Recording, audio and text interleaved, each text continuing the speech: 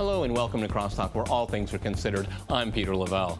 The inevitability of blowback and the perverse logic of terrorism. Ever since the U.S. embarked on its so-called war on terror, acts of terror and terrorist networks have proliferated. The recent deadly massacre in Kenya is a case in point. So is Washington's anti-terror strategy like a cure that is worse than the disease?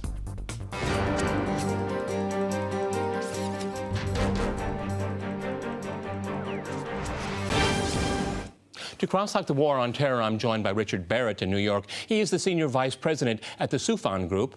In Washington, we have Kelly Vlahos. She's a journalist at antiwar.com. And in San Francisco, we cross to Stephen Zunis. He is the Chair of Middle Eastern Studies at the University of San Francisco. All right, folks, Crosstalk rules in effect. That means you can jump in anytime you want, and I very much encourage it. Kelly, if I go to you first, thinking about Kenya, when I think about Kenya, I think, well, everything that went wrong in Somalia. So Somalia is broken, and now we have these other groups, which many would say American policy and Western policy in Somalia generated these groups, and now it's just spreading further. As I said, is the cure worse than the disease here when we look at the war on terror?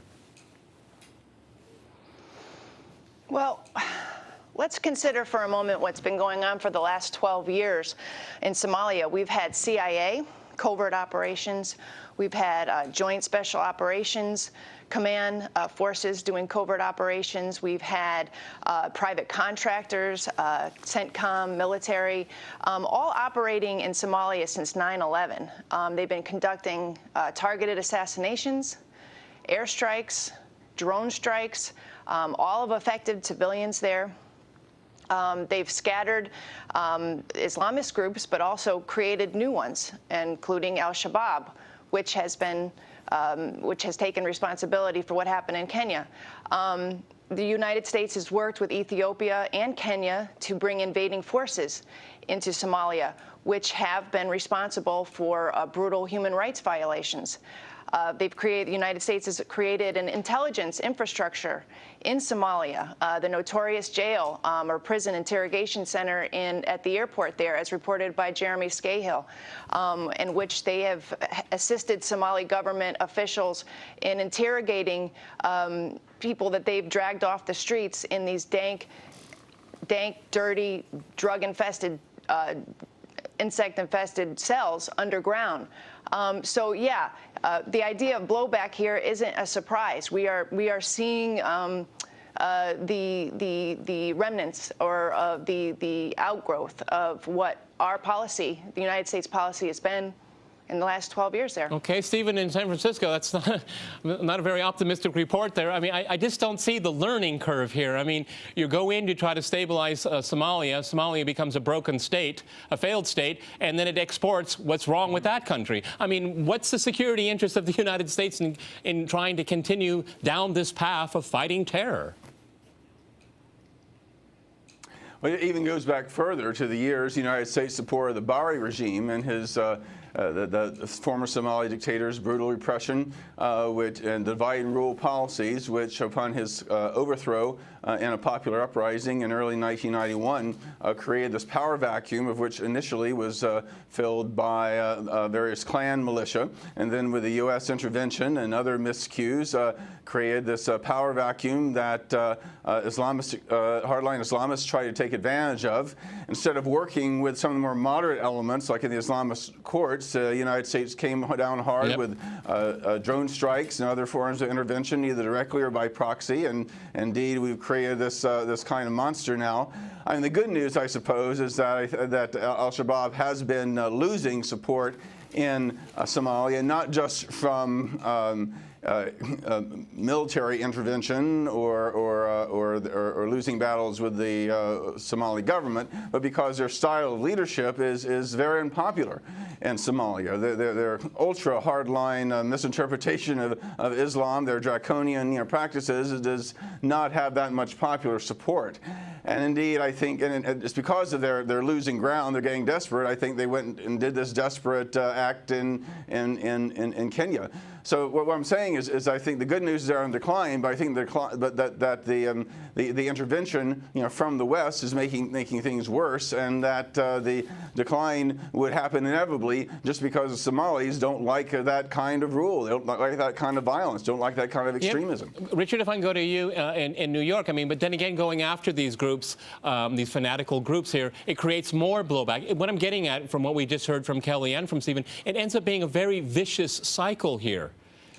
When we have extremists and terrorists, and then this response, drones, changing governments, manipulating governments. It's a vicious circle. It feeds off of itself. Well, Al-Shabaab is a product of what's going on in Somalia, of course. And, as Stephen said, it's a very complicated situation there with lots of clans involved, with a struggle for power in various different areas of the country, or the country as it was since 1991 when the government collapsed.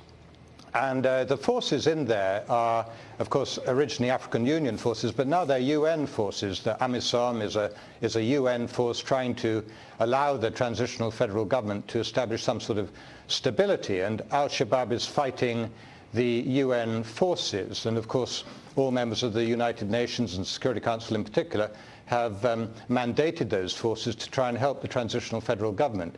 And Al-Shabaab, yes, it's attacking outside, and it attacked, of course, in Kampala in 2010 during the World Cup final there, because Uganda is also a troop contributor, a major troop contributor to the AU forces as they then were.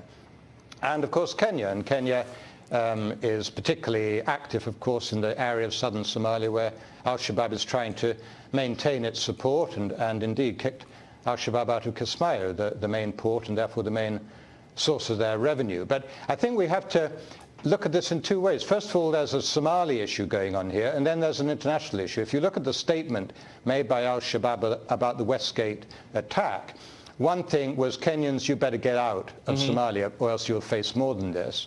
And the second thing was, international community, you better stop supporting the Kenyans and supporting the others in fighting in Somalia. So there's a sort of transition there from a local issue to an international issue. And Stephen made a very good point about the unpopularity of Al-Shabaab and the divisions in Al-Shabaab, which of course led to a great deal of bloodletting in recent weeks and months within Al-Shabaab. Okay, Kelly, but in the last 12 years, again, we go back to 1991, when considering what Stephen had to say, is Africa a better off place or worse off place because of America's anti-war, anti-terrorism strategy? I mean, worse off, better off? Well, I don't want to say worse off, better off. I would take a look at what's going on in Somalia now. Are the people less or worse off? I would say they haven't been able to move forward since 1991, and I think that's an important point to make. We are meddling in Somalia, which dates back to, as Stephen said, before 1991, before September 11th, has created not only a power vacuum, but also a humanitarian crisis. Add in a famine there, add in a refugee crisis, and I cannot say that the people there are any better. The people are civilian casualties due to U.S. airstrikes, civilian casualties due to drone strikes, invading forces coming in, raping, pillaging, the fact that there is no stability in that country right now. I agree with Stephen that Al-Shabaab is on the decline there because of its unpopularity with the people, but that doesn't make the country any more stable. And we can look at other places, Nigeria, the Congo, Libya, as well as Mali, and we can see that the Islamist movements that have been born in part from U.S. intervention the point I'm getting have created right, Stephen, if I go to you, but I mean, all of the countries that Kelly just mentioned there, a lot of them have to do with Western interventions. I mean, this is what I'm getting at. I mean, it makes things even worse, and these groups are replaced by other groups, okay? It's again, this cycle continues, and I don't see it being broken. It's just that the Americans will just expand their presence in Africa because, oh my goodness, look what happened in Kenya. Something must be done. We keep hearing that. Something must be done. Go ahead. It does become kind of a game of whack-a-mole, you know, smashing down one terrorist cell here, another one pops up immediately, and there's a reason for that. That, you know, just as during the Cold War, the United States, would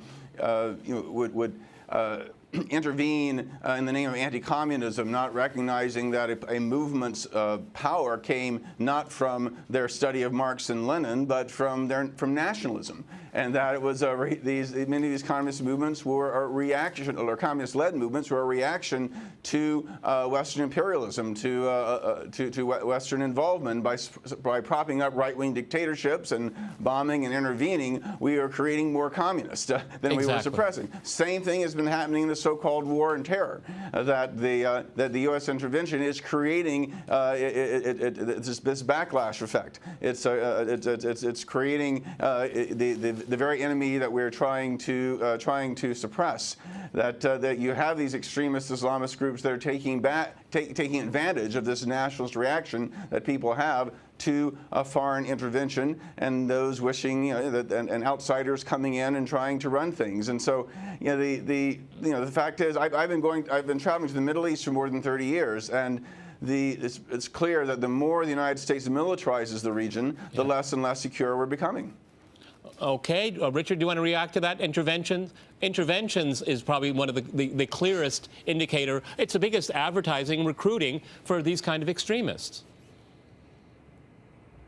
Well, yeah, but whose intervention are we talking about here? I mean, if you're looking at West Africa, for example, as I think Stephen was mentioning, or Kelly was mentioning, I mean, in Nigeria, the opposition to Boko Haram is entirely local.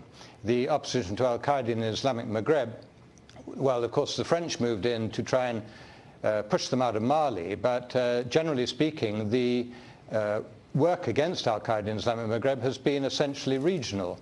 And all right, folks, I have to jump in here. I'm sorry, Richard. We have to jump in here. I'm going to go to a short break, and after that short break, we'll continue our discussion on the war on terrorism. Stay with RT.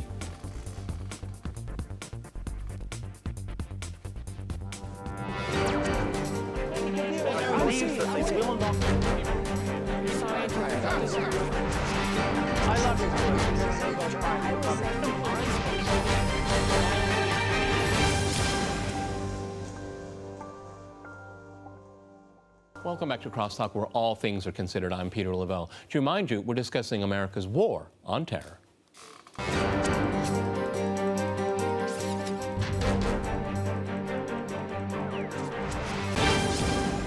Okay, Kelly, I'd like to go back to you in Washington. I think as most people watch this program on a regular basis, I'm a cynic at heart, okay? So I'm going to say my cynical thoughts here. When I look at these interventions and the meddling in these countries in Africa, it seems to me that the West, particularly the United States, thinks they can control the things on the ground once they get things started. But it never seems to work out that way. There's always a ripple effect. It spreads someplace else. Maybe you can control a place for a short while, and then you get these unintended consequences. And it seems to happen over and over again. And I can go back all the way to the Soviet experience in Afghanistan, all the way to Kenya last weekend. Yeah, and just talking a little bit about Mali, for an example, I mean, what our airstrikes, the U.S.-led airstrikes in Libya, had a ripple effect in which a lot of the weapons that were poured into that cause, the rebel cause there, had found their way to Islamist fighters who were fighting in the coup and subsequent insurgency in Mali. So that's a perfect example. Going back to a little bit about whether or not Africa is worse off, one of the things that I failed to mention is that the humanitarian aid from the United States has not kept up with the military aid that we have poured into Africa. President Obama has not followed through on many of his promises to help with the famine and the humanitarian crisis there, but he has helped in spreading the footprint of U.S. military throughout Africa. There's over 5,000 troops there, and in I think at least 12 different countries. And I just read today that they're expanding the base in Djibouti.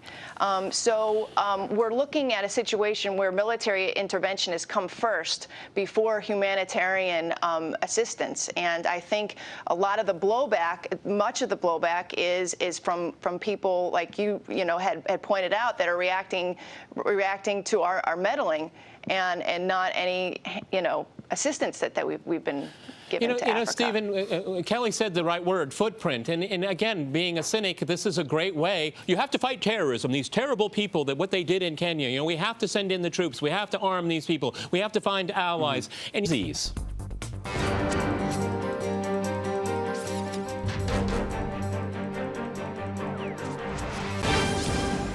To cross-talk the war on terror, I'm joined by Richard Barrett in New York. He is the senior vice president at the Soufan Group. In Washington, we have Kelly Vlahos. She's a journalist at antiwar.com. And in San Francisco, we cross to Stephen Zunis in Somalia, generated these groups, and now it's just spreading further. As I said, is the cure worse than the disease here when we look at the war on terror? Well, let's consider for a moment what's been going on for the last 12 years in Somalia. We've had CIA, covert operations.